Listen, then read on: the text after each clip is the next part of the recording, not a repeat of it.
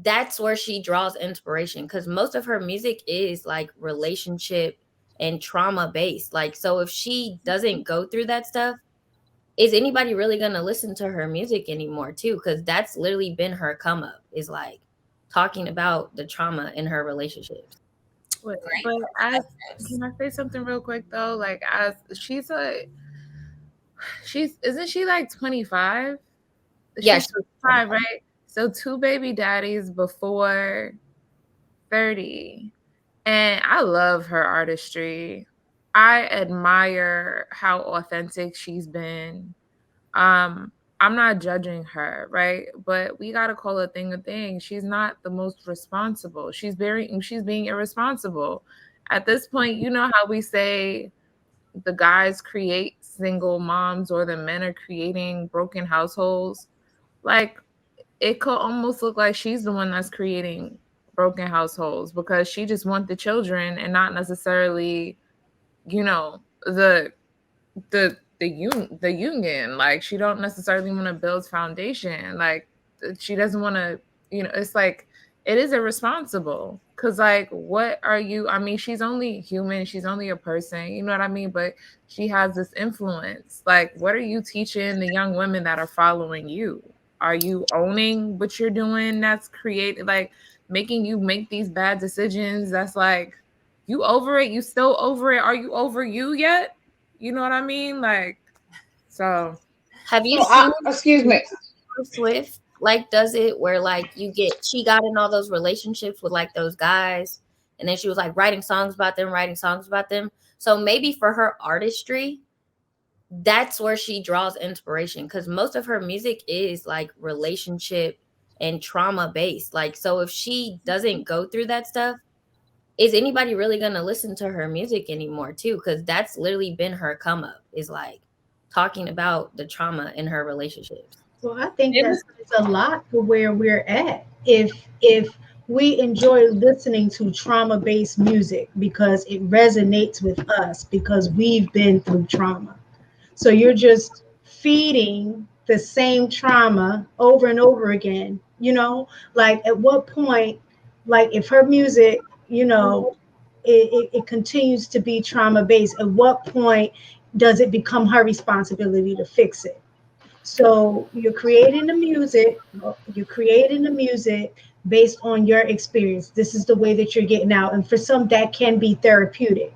But to use that to continue, let me keep going through these issues because I make better music. And I'm not saying that that's what she does, but it could be in essence something that is occurring like with her not even realizing it. So she's doing this, continue to make those decisions, but along the way she's creating another generation of broken homes and kids not having a father there that is very instrumental in actually kind of helping break the cycle. And again, I don't know what her relationship was like, um, but I would think, now I don't know her at all, I don't even listen to her music, but just a little background that you was giving us, B Taylor, beforehand. You said that she doubled back around to this dude that she's with now, which means she already dealt with him and at some point they parted ways because she didn't think it worked or they weren't work. You double back again and then you get pregnant with him and by him and then leave the relationship again. So there's just some, like, the I, decision making is just I not wanted to But I think too what before Indy was saying, like I don't think that it has to be a fresh wound for somebody to still tap into those emotions if that's the music you still want to be creating, right? Like we have Beyonce, who's a whole married family woman out here talking about single ladies. You know what I mean? We have all of these other artists that don't live the life that they portray in their music, right? Rick Ross was a whole correctional officer talking about dope dealing and violence. Like I think that we need like that music, even though it's still authentic, it doesn't have to be a real time pain for her to tap into. You can evolve past that and still tap into the emotion. She's a storyteller. You can tap into the emotions that you felt once upon a time and still portray that without having to feel it in the moment. So I think so. Queen Sheba raised a good question, which is going to be my second question before I play the video. Is that she said that he's a great father. He makes every doctor's appointment. He steps up. He never miss anything. But she did not say that he was good to her. And the question would be: is can you be a great great father, but a lousy partner? I would think if he was a lousy partner, then he shouldn't have been given the opportunity to become a father. But, and I think that that's true, but let's not forget this is a celebrity we're talking about. They don't necessarily follow the same rules as everybody else. They just don't. They should, absolutely, but they do not.